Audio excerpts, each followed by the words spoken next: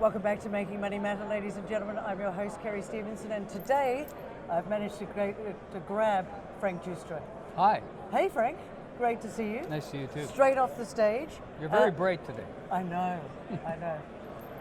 Just to let you know, Frank's the president and CEO of the Fiore, have I said it right? Fiore Group of companies. Right. Just a little bit about your background before I get into some, because we don't have a lot of time. Okay. How did you get into this business? Okay, so very quickly, I was lucky, I started very young. I was hired at Merrill Lynch when I was 19 or 20. Was trained at Merrill Lynch on a trading desk actually, and then 2 years later I was hired by a very, very small firm that was just starting out in Vancouver, Canada. It was called Yorkton Securities, and I was hired as a junior assistant to this very big producer there. And he was the one that was starting the firm. And over 17 years, I eventually became chairman and CEO. I built out the European offices, London, Zurich, and Paris, and transformed it from a retail organization to more of an institutional boutique that specialized in mining finance. Okay. And we became really good at it. In 1996, at the age of 39, I decided I'd had enough of that business, didn't like it anymore. We'd done really well, but I didn't care anymore. And I left and I retired. And then I'm thinking that I was going to retire for a long time. 3 months later, I got very bored and decided to create a Hollywood studio, and that was Lionsgate Entertainment, which I ran for 6 years. Yeah. Hunger Games is just one of many. Hunger Games is like, that was a big money maker, but we had many great movies, and they currently have the John Wick franchise, they had the Saw franchise, the Twilight vampire movie franchise, and a lot of individually well-made movies. Thank God I was there in the early years. I left in 2003. And I decided in 2001, when I became chairman of Lionsgate, I left as CEO, became chairman for 3 years, and all of a sudden I was bored. And so I wrote a thesis. I started studying history and economic history. I just buried myself into books and lectures and whatever. Fabulous. And I came up with a theory of gold, which I published in 2001. Yep. And it was basically, the theory was very simple. The dollar is going down in value and gold's going up, and I gave all of the economic and monetary reasons why that was going to happen. I had it published. And then I thought, well, and I bought a lot of gold and sold my US dollars, and that didn't feel like, I thought, you believe gold's going higher, and you know the mining finance game. Why don't you build your own build your own mining company? So I gathered together the most intelligent people I could find that I'd known from my earlier investment banking days. I put them all in a group, and I told them what I wanted to do. There was a lot of skepticism because gold was trading at 250 an ounce. The market had written off. It was the worst bear market. It had lasted 5 years by 2001. Everybody was beat up and tired and washed out, and here I am pumping them that gold's going to go higher. Let's create a new company. The capital markets were shut down. And I was getting a little bit of pushback, and I finally said to these guys, you guys can't see the forest for the trees. You're in the middle of it. You're dealing with such pain and frustration that you can't see there's a light at the end of the tunnel. Okay. Gold is going higher. Trust me. And anyway, got everybody on side, and we launched a company called Wheaton River in 2001, and eventually grew that through buying, merging, building mining, and then we took over Gold Corp, which was Rob McEwen's company, with a very high-grade mine in Ontario, and that became, we renamed it Gold Corp. We did a reverse takeover, and by 2011, that market cap had reached 50 billion. It was by market cap the largest gold mining company in the world and the third largest producer, and that was just from a vision that I believed in gold, and it started just from an idea. It was an idea that was just out of nowhere, and all of a sudden it became one of the most important gold. And then I repeated that with Endeavour Mining in 2009, I launched that. That was West Africa, 5 mines in West Africa over the next 6-7 years. Left that and created Lea Gold, which now is part of Equinox, a gold mining company. It's probably $3-4 billion now. And my latest one is Eris, which we started 3 years ago, and it's got 2 operating mines in Colombia, and 2 very large projects that need to go through the permitting and construction phases. And again, the objective is always to get 1 million to 1 million ounces a year of production. That's always how we start. We go, how do we create a company using the buy and build strategy to eventually become 1 million ounce a year producer? where you're part of the index, you're owned by all the institutions.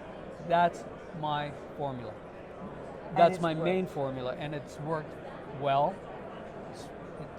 It ain't broken. I don't want to fix it, and I will just continue. Now, I'm doing this with other smaller ventures as well, with West Red Lake Gold Mine in Ontario, and I've got other development projects. I love development, especially ones where you buy an asset that's distressed because poor management. Always bad management. Yep. And we've done, in the last 2 years, we've picked up 5 opportunities in our office in the Fury Group, all distressed, that we bought cheap, restructured, got rid of all the debt, recapitalized, changed management, changed the board, figured out a new strategy, and we just announced our 5th one.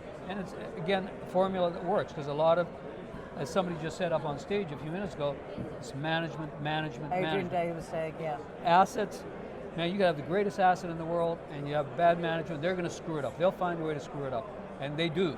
And that benefits us, certainly doesn't benefit their shareholders, but us as the people that come and buy these things cheap is great for us. But certainly, I wouldn't want to be a shareholder of those companies previously. And this is one of the things I try and, excuse the pun here, ladies and gentlemen, drill down into. I've often said you can have the best asset.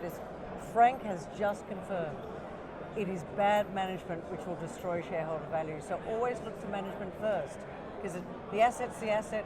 It'll always be the asset. Exactly. Now, one of the things that you said recently was something about human stupidity. Yes. Talk to me about human stupidity. Well, I said gold is the hedge. It's a hedge against all human stupidity. Because when you think about what does gold do? Yeah. So when does gold perform? Gold performs where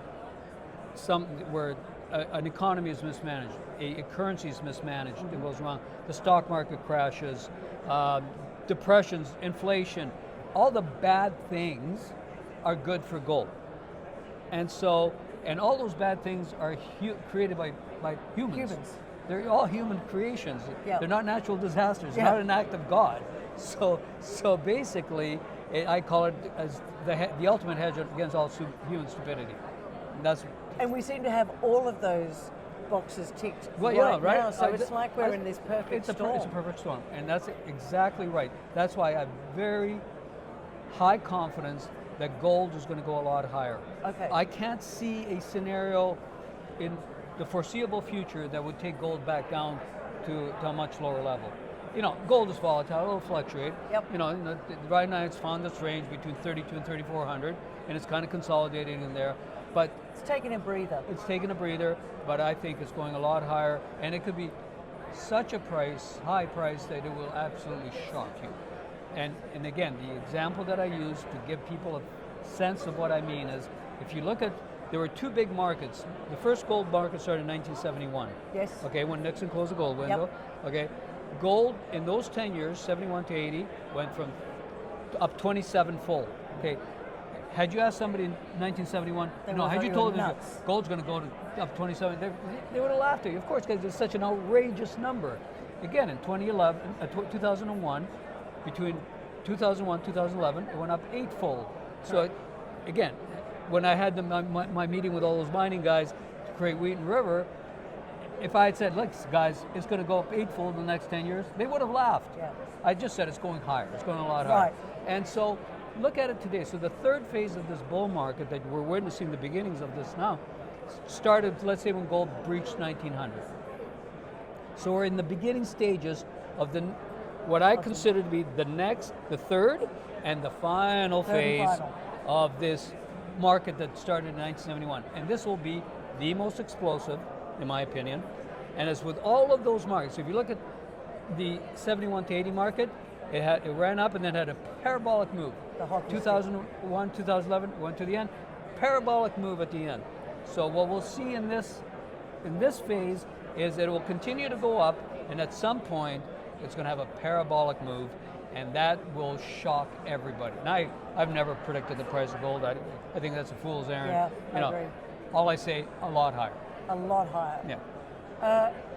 You wrote a piece in early June on your blog which talked about hyperinflation in the US. Yeah. And the money printing. Yeah. Why do you see it as hyperinflation? Because that's a strong word. Very strong word, and most people will shrug that off and call you an alarmist and Yep. Chicken Little. I've been called all sorts of names. Here, I had experience. Our family lived in Argentina till I was 9 years old. My father took us there from Italy because he thought that Argentina, which was one of the richest countries on the planet. It was, yeah. Remember the term "rich as an Argentine"? Absolutely. Yeah, because there was all of the oil and they gas had that everything. They had. Yeah. Food, minerals, Everything. Well, in 1965, he saw the writing on the wall that it was starting to go sideways. He was going, this place is falling apart, because the Peronist movement had been in there for many years, and it was destroying the country. And he got us out of there in 1965, beginning of 66. And then he tried to get his money out, and he ran into a legal dispute with some of his partners, couldn't get his money out in time. By the time he's got his money, hyperinflation had set in, and when he got it, it was worth zero. And I mean zero. It could buy nothing. Hyperinflation, we're talking about 1,000% inflation. Yeah. That's hyperinflation. And that only happens, so here's the most important part for your viewers to understand. Hyperinflation only sets in when the domestic audience loses faith in its own currency. Not like the foreigners can sell their dollars, and obviously that'll have its own ramifications. But when people internally, citizens of that country, go, and that's why inflation is a self-fulfilling prophecy. Right. And that's why the Fed uses a term, anchoring inflation expectations, which really, if you want the translation, what it means is making you believe that inflation is not high, not as high or as it going is. higher. Mm-hmm. And they anchor your expectations because they know that once inflation expectations set in, then it becomes a spiral. Wages and prices Everything starts to go. And people start dumping their currency as quickly as they can for real things. It could be real estate, assets. gold, food, whatever.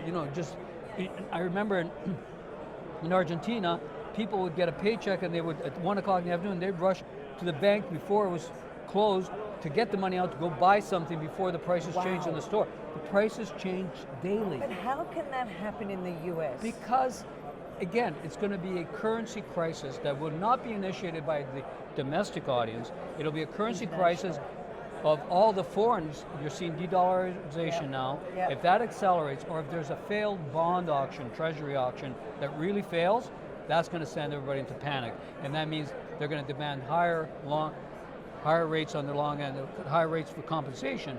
And you start a crisis of confidence. And that's when that can become contagious and people start panic. It's like a bank run, it's like anything else.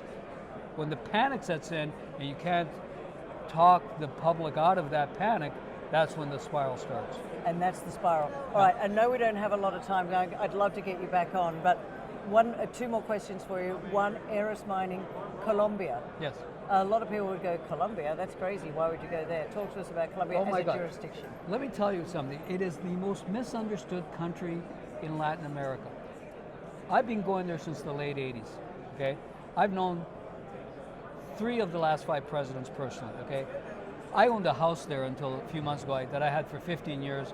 I love the Colombian people. Colombia, if you want to know the truth, is the only Latin American country that's never gone through a military coup.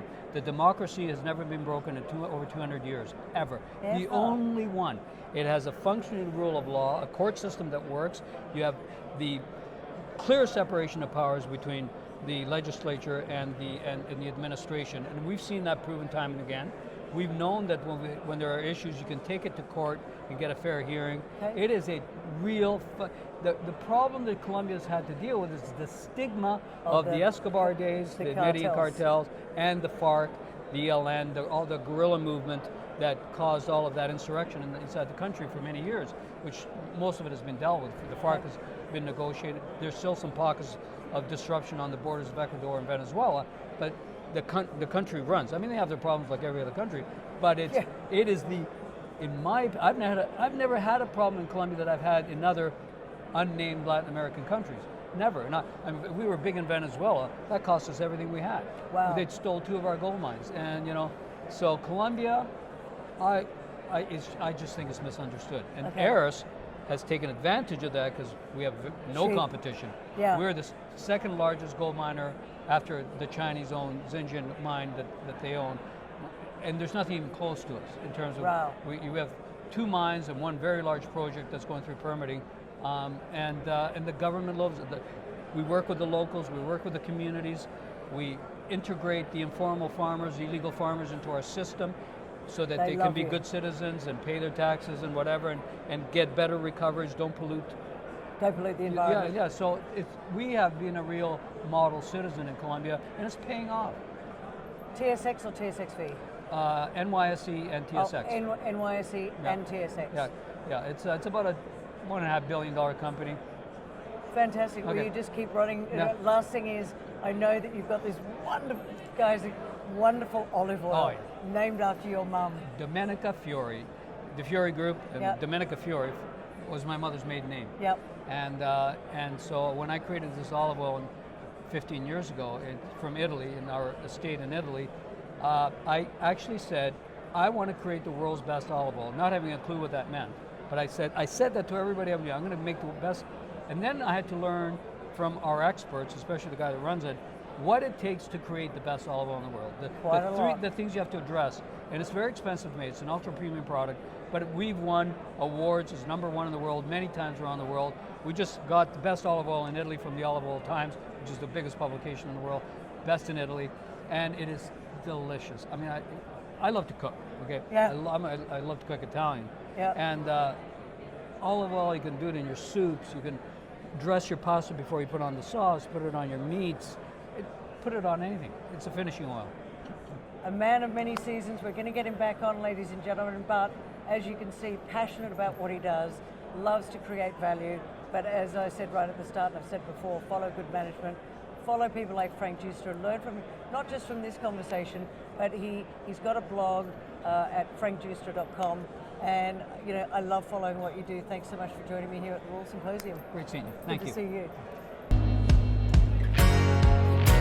Now get your